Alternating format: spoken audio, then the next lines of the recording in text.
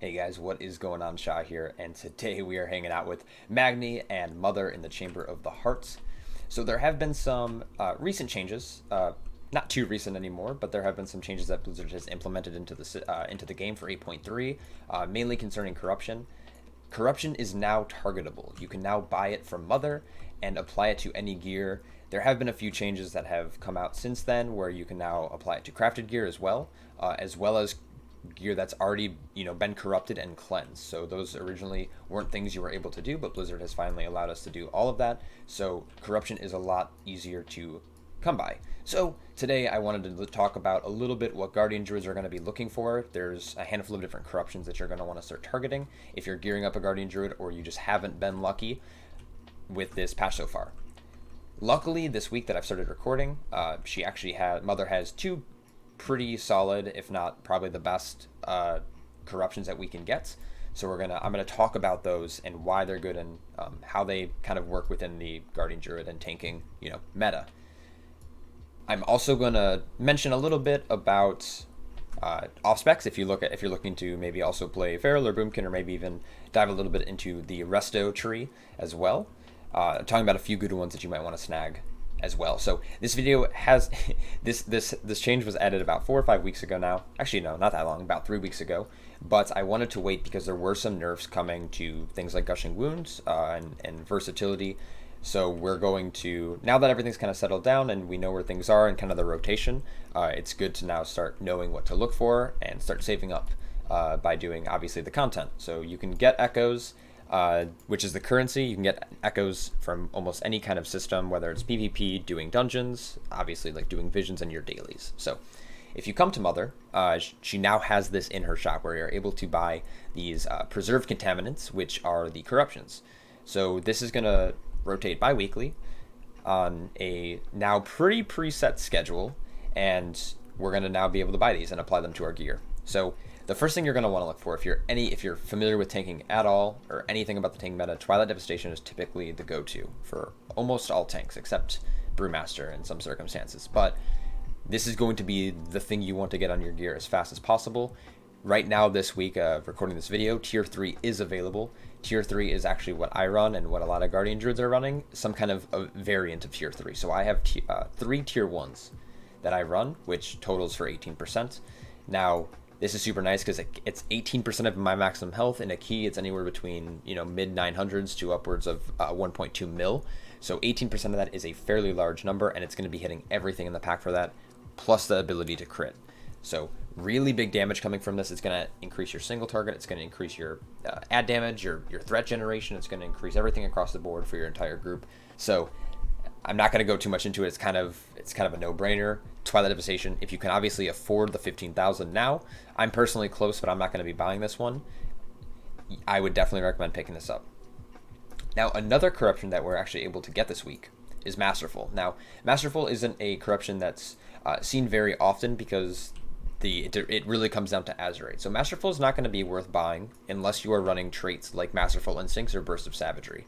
If you're not running these traits, it's pretty much not worth running. It's more of a defensive trait, but it's going to amplify the power of both of these Azerite traits because they're giving verse upon you consuming a stack or using a cooldown. It's going to reward us for using those even further than we're already being rewarded for using them with the power on the Azerite trait. So Masterful, very strong. What's also nice about Masterful is it's a pretty cheap corruption as well. Not on the auction house, of course, but on this. A Tier 3 is only 5,000. So you can get a few of these, and they're only worth 20 corruption. So you can stack multiple of these and get an insane amount of mastery, which will help you in a lot of situations. It's going to help your healer out. It's going to help you out. It's going to increase your attack power. It's going to increase your maximum health. Just all around, definitely a good thing to have. Now, those are both available this week and at the recording of this video, and hopefully this gets out sooner than later. Versatile is another corruption that is also worth buying. Versatile is going to increase the just versatility from all sources, just like Mastery or Masterful increases the mastery you get from all sources, which is just good all around. You're going to have a lot of versatile on your gear as long as you're statted properly, and you're also going to be getting a lot of versatility from Conflict and Strife and other kind of procs that you're going to get from both your group and yourself. So Versatile is a good proc if you find yourself kind of falling over more often than not. But when it comes to strict damage, I would say Twilight Devastation is a must. So if you're looking at an order of prioritization, I would say you need a Twilight Devastation. Until you have a Twilight Devastation, timing keys or at least blasting keys or maintaining aggro and threat is going to be much easier once you have Twilight Devastation. Once you have that is when you can start rounding out other things. I obviously recommend running a tier 3 Twilight or more if you can, but if you find yourself also falling over, I recommend maybe running a tier 2 Twilight along with some Versatile or some Masterful. Now, if you can't afford Twilight Devastation, or you're wondering maybe if there's another alternative, Echoing Void isn't a bad corruption. I know it has a lot of hate right now in the community because it's been nerfed like 65 times, like just into the ground over and over again. I was super fortunate to get Echoing Void the very first week, and I was blasting keys with it because it was crazy overpowered. But since it's been nerfed, it's not as strong, but it is consistent damage, and it's going to do a lot of damage over the course of a key. It's just a little bit more expensive for the value you're going to get out of it. Expensive meaning it's costing a lot of corruption, and the damage that it's going to do compared to Twilight Devastation is much lower. Like much lower. So you're gonna, if you can put a piece on for that though, to help your group kind of blast through trash and hold aggro, definitely recommend Echoing Void as well. But I wouldn't buy it for Mother. If you have a piece with it, great. If not, definitely aim for those Twilight Devastations. So with that out of the way, I do want to quickly mention the corruption value that you have. So your total corruption that you're going to be wearing. So in most keys, I recommend being under 39 as the tank because you're taking a lot of damage. You're going to get a lot of eye procs. You're going to be slowed often, more often than not. And having this is going to obviously hinder you during the key. So not being able to get out your eye, you're going to be taking a lot of more magical damage. There are times in keys where being above 20 is actually a bad thing. So there are some dungeons that I recommend being below 20, mainly if you're pushing into some keys that you're not used to doing.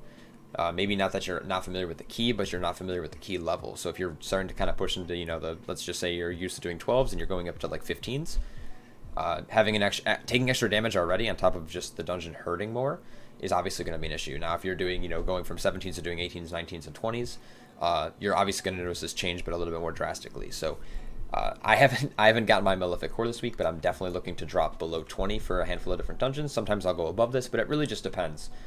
Tight dungeons like Waycrest Manor or Tol Dagor, I'll run lower because it's harder to get out of my Eye of Corruption, where more open dungeons like Freehold or Motherlode, I'm going to run a little bit higher corruption just because I can. So that's what I recommend. Now, I could swap out my weapon for a different corruption. This is fairly expensive, but this gives a lot of healing and damage for the course of a key. So if you can get your hands on Enzig Vra, which is the weapon from M.O.T.H.E.R, obviously I recommend this. You can't buy this corruption from Mother, so you can't really put it on a weapon. But if you take this off, you can run a tier 4 or even a tier 5 Twilight Devastation, and you would even have room, if you're running just a tier 3, you'd have some room for Masterful or Versatile. So those are my recommendations for Guardian Druid. Like I said, the priority list, obviously TD, and then get the damage there first, and then work on your survivability.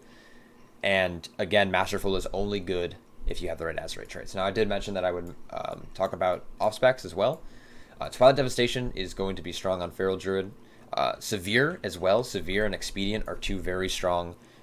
Same with Masterful. So anything that's going to give you from any kind of stats from all sources is going to be good in almost any spec. So Masterful, you're also going to find use as a Resto Druid, Expedient for Boomkin, and then Severe for Feral. And obviously you can interchange some of those as well.